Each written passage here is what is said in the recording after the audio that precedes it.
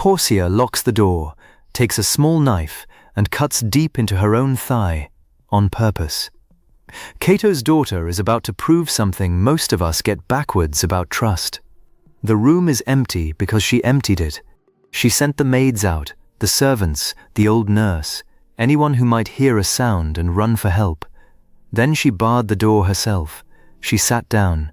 She picked up the little knife they used to trim fingernails, nothing dramatic, a household tool, and she drew it across her thigh, slowly, until the blood came, and behind the blood, a shivering fever.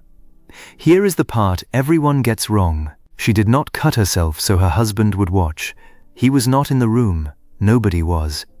She wounded herself in private, told no one, and then she waited. Sweating through a real fever, gripping the edge of the bed, she waited to learn one single thing. Could she hold this pain without breaking? Could she keep her face still and her mouth shut while her own body screamed at her to stop? She was testing herself. And notice what she skipped completely. She never walked up to Brutus and said the thing we all say, "Just trust me, I can handle it." Her husband was carrying something that could get them both killed, and every night she watched it eat him from the inside. She wanted in, not for comfort, into the danger he was carrying. So she did the coldest, most rational thing her world allowed a person to do. Before she asked anyone to trust her, she found out, alone, in her own blood, whether she had earned it. Most of us run that order exactly backwards. We ask first and discover what we are made of later, when it is far too late to matter. The secret was the largest in Rome. A circle of senators had agreed to kill Julius Caesar, and Brutus stood at the center of it. If a single word leaked, every man in the plot would die, and Roman law did not always stop at the men. Households and slaves could be dragged in for questioning too. This was not a secret you gossiped about, so ask the obvious question. Why would a woman slice open her own leg just to be let into a plan like that? The easy answer is the romantic one, and it is the answer almost everyone reaches for. She loved him, so she proved her devotion with a grand and bloody gesture. The loyal wife, cutting herself to earn a seat at her husband's table. A love story with a scar.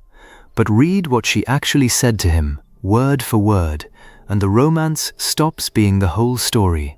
She is not only speaking about her heart, she is also reporting on her training. Where? I was given to you in marriage, not like a concubine, to partake only in the common intercourse of bed and board, but to bear a part in all your good and all your evil fortunes. I am the daughter of Cato and the wife of Brutus, and now I have tried myself and find that I can bid defiance to pain. Porcia. Listen to the verb she chose. I have tried myself. Tried. Tested. Love explains why she wanted in. It does not explain the method. For that, she is reporting the result of an experiment she ran, and the experiment had a subject, and the subject was her own nerve. Here is why that distinction matters. If the plot failed, Brutus would not be the only one they came for. A senator's household, its slaves, sometimes its women, could be pulled in for questioning, and Roman questioning did not stop at asking politely. So the real question inside that locked bedchamber was not only, does my husband believe I love him? It was also, can I hold? Under real pressure, will I break and give up the names I was trusted to keep, or will I stay silent? And there is exactly one honest way for a person to gather evidence about herself in advance. You put yourself under the load, deliberately, while the price of failing is still yours and yours alone to pay. She was not auditioning for her husband's trust. She was auditing her own breaking point, quietly, before she let every other life in the conspiracy come to rest on it. The Stoics held a hard, unsentimental idea about character, and Porcia lived it out with a blade in a locked room. They refused to grant you a virtue simply because you admired it. Courage you had never actually used stayed a rumor about yourself, nothing more. Character, to them, was not the flattering thing you believed about yourself in a calm and safe room. Character was only the part of you that survived contact with pain. Everything else was decoration.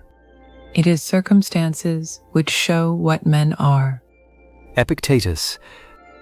Circumstances, the rack, the fever, the exact moment the theory runs out and the body has to answer for it. Epictetus taught that a hard difficulty is not a punishment sent to ruin you. It is a sparring partner sent to reveal what you already are underneath what you keep claiming to be. And that is the entire logic of the wound. Porcia refused to meet her own limit for the first time on the worst day of her life, with everyone else's fate riding on the answer. So she built a smaller, private version of that day, early, on her own terms, where the only person the answer could destroy was herself. Now be honest about what that test could and could not prove. A wound in a private room is not an interrogation. It could show willingness. It could never guarantee endurance.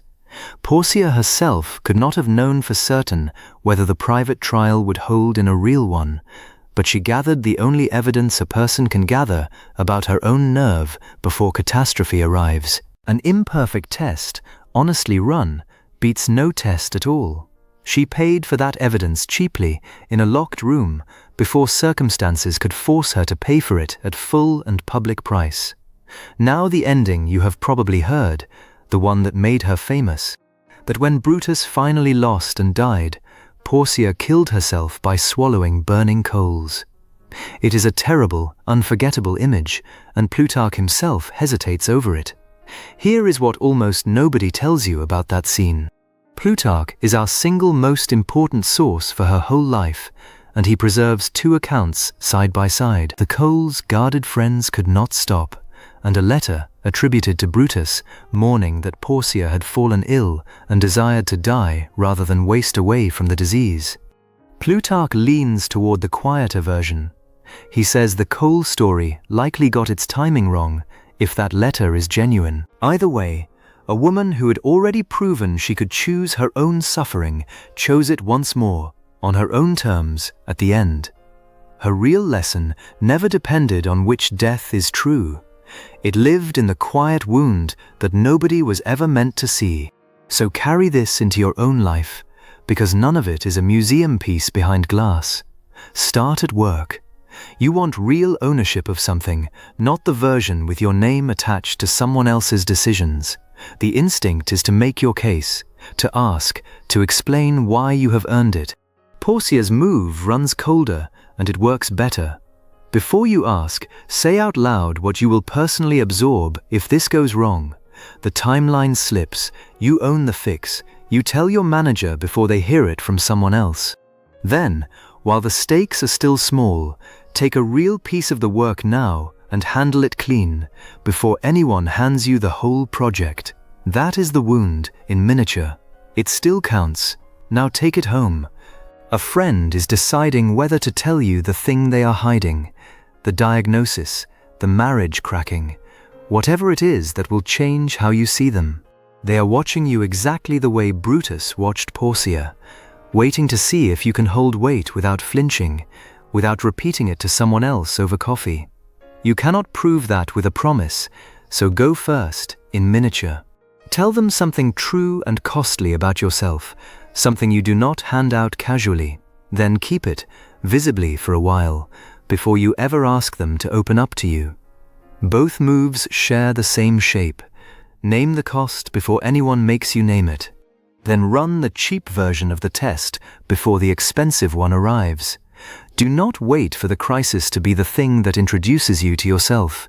Introduce yourself first, in private, where the cost of learning the truth is still small enough to survive. She checked, in blood, whether she could carry the cost.